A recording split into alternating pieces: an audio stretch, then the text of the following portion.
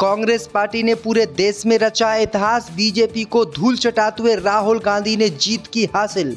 ये दोस्तों आपको बता दें कि 2024 के लोकसभा चुनाव के नतीजे सामने आ रहे हैं और इन नतीजों में भाजपा को कांग्रेस पार्टी ने धूल चटा दी है। वहीं आपको बता दें कि कांग्रेस और बीजेपी में इस समय कांटे की टक्कर है। बीजेपी जहां 265 सीटों पर आगे चल रही तो वहीं राहुल गांधी की पार्टी 270 सीटों पर आगे चल रही है। टीएमसी 23 सीटों पर पश्चिम बंगाल में आगे चल रही है। अगर दोस्तों हम बात करें तो 2024 के लोकसभा चुनाव में राहुल गांधी वायनाड लोकसभा सीट से 1.5 लाख वोटों से आगे चल रहे हैं। अब तक कोई भी देश का नेता इतने वोटों से आगे नहीं चल पा रहा है, यानी 1.5 लाख वोटों से जीत राहुल गांधी हासिल करते हुए दिखाई दे रहे हैं। दूसरी तरफ रायबरेली लोकसभा सीट पर राहुल गांधी 50,000 वोटों से आगे चले, यानी 50,000 वोटों की राहुल गांधी ने लीड बीजेपी प्रत्याशी को दे दी है। दूसरी तरफ अमेठी से स्मृति ईरानी 35,000 वोटों से पीछे चल रही हैं, यानी स्मृति ईरानी की अमेठी लोकसभा सीट पर हार पक्की मानी जा रही है, जबकि कांग्रेस उम्मीदवार 35,000 वोटों से स्मृति ईरानी से आगे चल रहा है। दूसरी तरफ उत्तर प्रदेश के आंवला लोकसभा सीट पर भी बीजेपी पिछड़ रही है।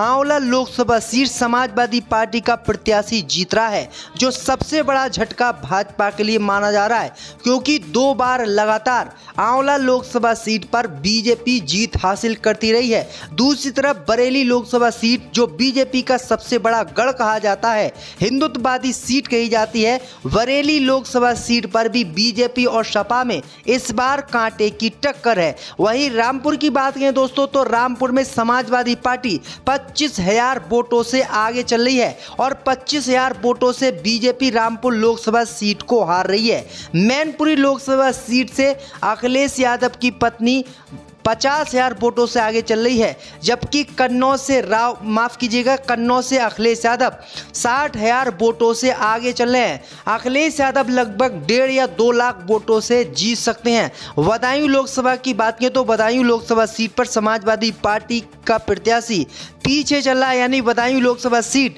इस बार समाजवादी पार्टी और इंडिया गठबंधन हार सकता है। दूसरी तरफ मुरादाबाद लोकसभा सीट पर समाजवादी पार्टी आगे चल रही है, 70,000 वोटों के लमसम आगे चल रही है। वहीं दोस्तों बात करें संभल लोकसभा सीट से भी समाजवादी पार्टी आगे चल रही है।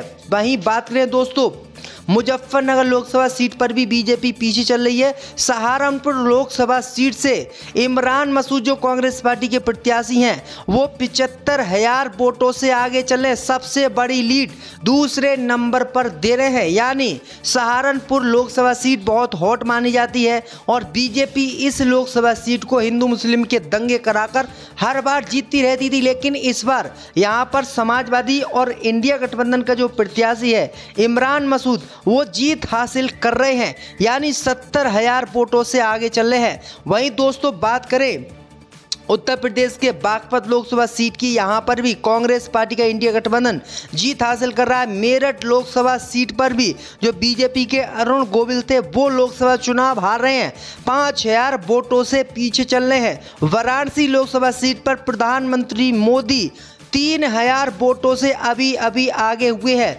पिछले सुबह से ही 6,000 वोटों से प्रधानमंत्री मोदी वाराणसी लोकसभा सीट से पीछे चल रहे थे।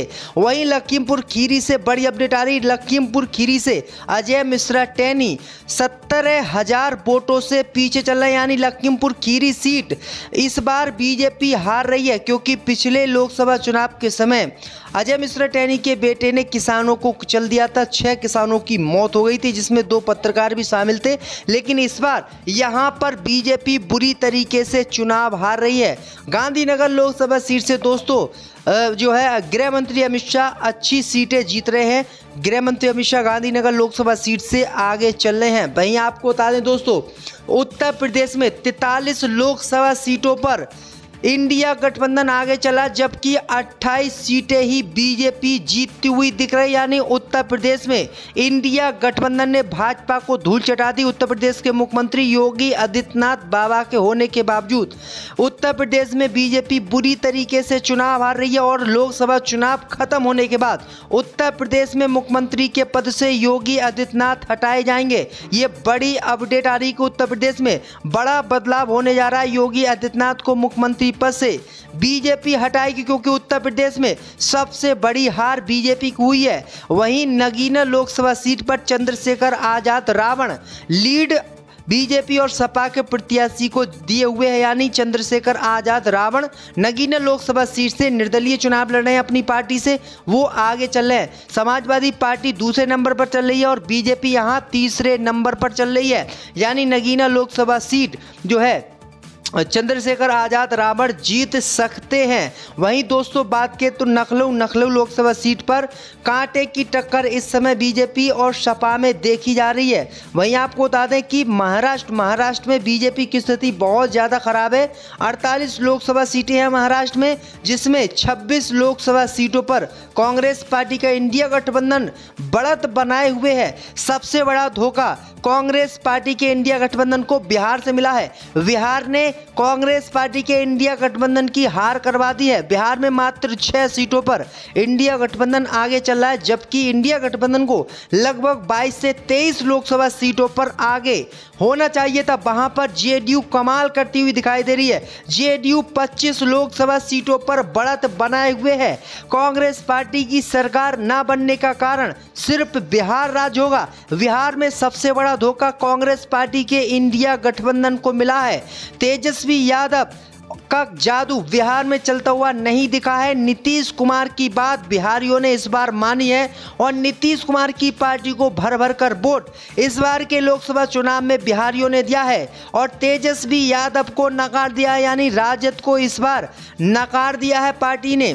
वहीं आपको बता दें कि बिहार में सबसे बड़ा धोखा कांग्रेस पार्टी को मिला है। यहां पर कांग्रेस पार्टी को उम्मीद थी कि वो 25 सीटें लगभग जीत जाएगी, लेकिन वहां मात्र 6 सीटें ही कांग्रेस पार्टी का इंडिया गठबंधन जीतता हुआ दिख रहा है। उत्तर प्रदेश में कांग्रेस पार्टी को उम्मीद थी कि वो 8 से 10 सीटें जीत सकती है, लेकिन यहां पर अखिलेश यादव और राहुल गांधी की जोड़ी ने कमाल कर दिया। 48 सीटें इस समय कांग्रेस पार्टी सपा के इंडिया गठबंधन के खाते में चल रही हैं और भाजपा को उत्तर प्रदेश में धूल इंडिया गठबंधन ने चटा दी है, यानी उत्तर प्रदेश में काफ़ी अच्छा प्रदर्शन किया गया है। वहीं मध्य प्रदेश से भी कांग्रेस पार्टी को धोखा मिला है। मध्य प्रदेश में भी कांग्रेस को एक सीट अभी तक नहीं मिल पाई है।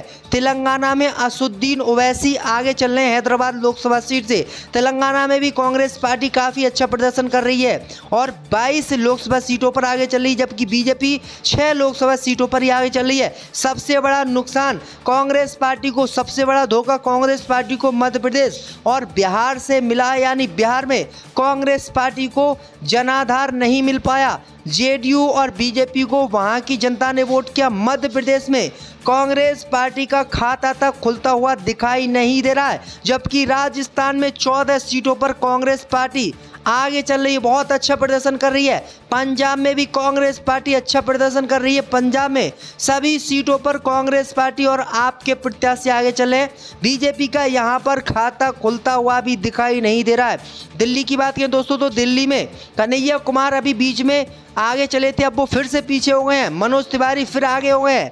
3 लोकसभा सीट पर कांग्रेस पार्टी दिल्ली में आगे चल रही है, 4 पर बीजेपी आगे चली। कांटे की टक्कर दिल्ली में है। अगर कांग्रेस पार्टी की सरकार नहीं बन पाती है तो सिर्फ बिहार और मध्य प्रदेश के कारण ही ये सरकार नहीं बन पाएगी। 10-12 सीट से मात्र कांग्रेस पार्टी चुनाव हारती हुई दिख रही है, वरना बराबर की इस समय कांटे की टक्कर चली। जम्मू कश्मीर की बात करें दोस्तों तो जम्मू कश्मीर में कांग्रेस पार्टी का प्रत्याशी अभी आगे हो गया है और महबूबा मुफ्ती जो जम्मू कश्मीर की पूर्व मुख्यमंत्री थी वो इस समय पीछे चल रही हैं। चुनाव भी हार सकती है महबूबा मुफ्ती। महबूबा मुफ्ती बीजेपी के साथ जम्मू कश्मीर में सरकार भी चला चुकी है, इसलिए वहां की जनता जम्मू कश्मीर में महबूबा मुफ्ती को नकार चुकी है। तो ये बड़ी अपडेट आ रही है दोस्तों। राजस्थान में बहुत अच्छा प्रदर्शन कर रही है जो है दोस्तों। कर्नाटक में भी बहुत अच्छा प्रदर्शन कांग्रेस पार्टी कर रही है, यानी मध्य प्रदेश और बिहार में सबसे बड़ी हार कांग्रेस पार्टी के इंडिया गठबंधन की हो रही है। उत्तर प्रदेश में कमाल इंडिया गठबंधन ने कर दिया है। 48 लोकसभा सीटें जीतकर योगी आदित्यनाथ की नींद उड़ा दी है। तो ये बड़ी अपडेट आई दोस्तों। आपकी क्या राय है दोस्तों? उत्तर प्रदेश में कौन सी पार्टी की सबसे ज़्यादा उम्मीद थी और देश में कौन सी पार्टी की आप सरकार देखना चाहते हैं? हमें कमेंट करके ज़रूर बताएं और हमें बताएं दोस्तों कि आपकी लोकसभा सीट पर इस समय कौन सी पार्टी आगे चल रही है। तब तक के लिए धन्यवाद।